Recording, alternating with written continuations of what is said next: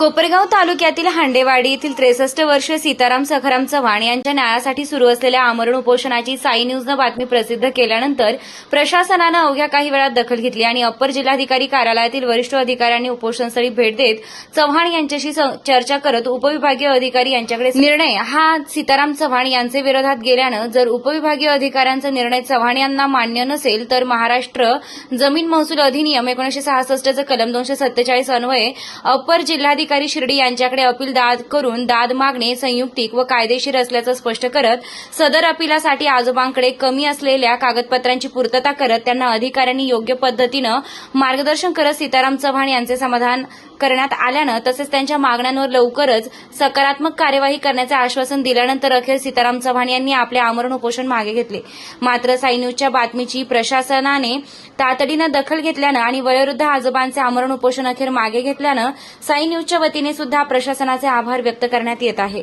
6/25 ला निकाल पारित केला जो तुमच्या विरोधात केला, बरोबर? ती मिळाली का तुम्हाला?